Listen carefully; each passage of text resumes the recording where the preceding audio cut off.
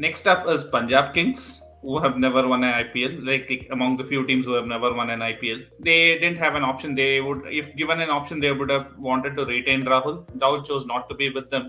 I think they had to go with Mayank Agarwal. And I was pretty surprised that they did not retain Bishnoi. Skip, I think, was a decent pick. So they had only two players who were retained, had the largest purse among all the teams going into the auction as well. How do you feel they went about in the auction? I think they had a very good auction. I don't think there's any complaints about it. They did very well.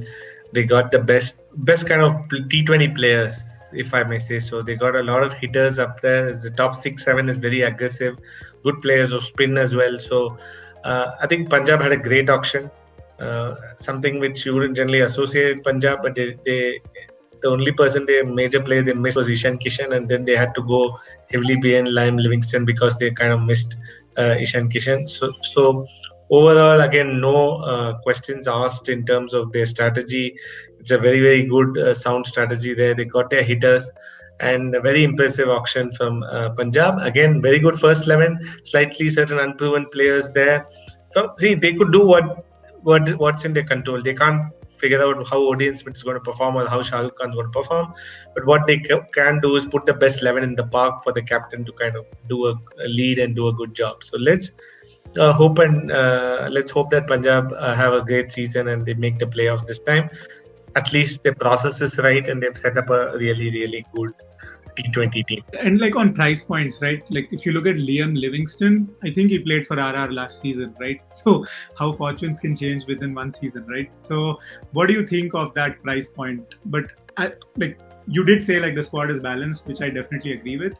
But do you think it's okay paying for that price point, or maybe they could have got another options, or they were clear? Was there any other option? I don't know. I don't think there was any other option because overseas all-rounders are very less, which is why Holder got so much. And they did go for Ishan Kishan for so much money. So if they got Ishan Kishan, they wouldn't have got Liam Livingstone. I think it was a trade-off they had to do. If they got Ishan Kishan, they would have gone with some other overseas player. Because no way they would have budgeted for Liam Livingstone for so much. But because they didn't get Ishan Kishan, you do have to realize that they would have had the 15 crore budget there.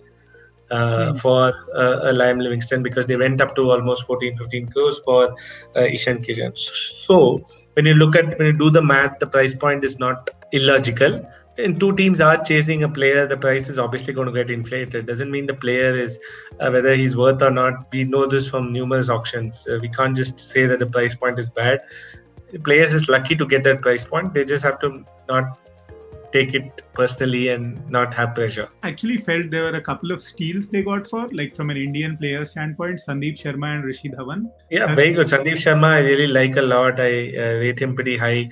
He kind of went off the boil the last 2 seasons, so maybe people don't like really remember too much. But when he's on song, he's a very, very good bowler to have, and I think that's a pretty good pick for sure. Cool. And Rishi Dhawan, like he was really good in the domestic season. I was actually surprised not many other teams went for him. Like I think it was close to base price.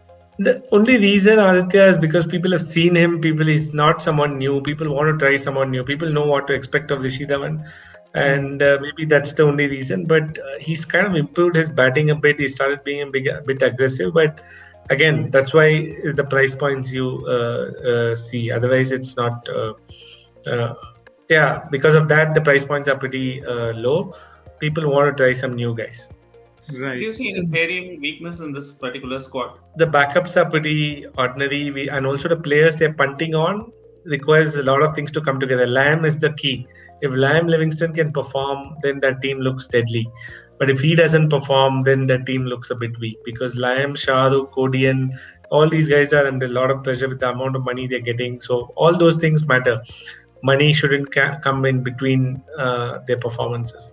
But their top 4 is pretty good. Their overall team looks good. Bowling looks good with Rabada and Rahul Chahar and Ashdeep.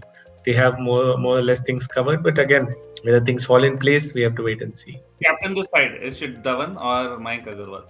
I would just give it to Mayank. Again, I think same. I would agree with Gaurav because we've seen Dhawan as captain of SRH. He didn't inspire much confidence. So try someone new, right? So what's your rating for them, like the overall squad? I think I'll also give them a 9. Yeah, I think this is a pretty straightforward playing 11. Mayank Agarwal, Shikhar Dhawan, Jonny, Bairstow, Livingstone, Shahrukh Khan, Odion Smith, Rabada, Rahul Chahar, the Ishan Purel, or one of those Vaibhav Arora, Sandeep Sharma, anybody.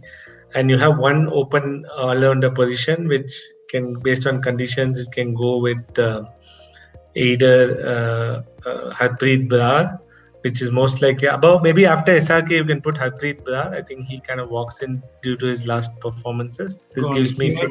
6-7 bowling options, and Livingston bowls leg spin, off spin, everything. So now, if Livingston, Odion Smith, and SRK are going to form the key role of finishers, which is why I think that role is going to be very important. If those three have to, at least two have to click every game, right? Otherwise, you're kind of going to be in trouble. So that's the risk they've taken. But their first 11 looks good.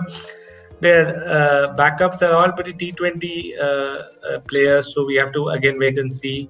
And Nathan Ellis, Benny Hall, all these are proper T20 specialists.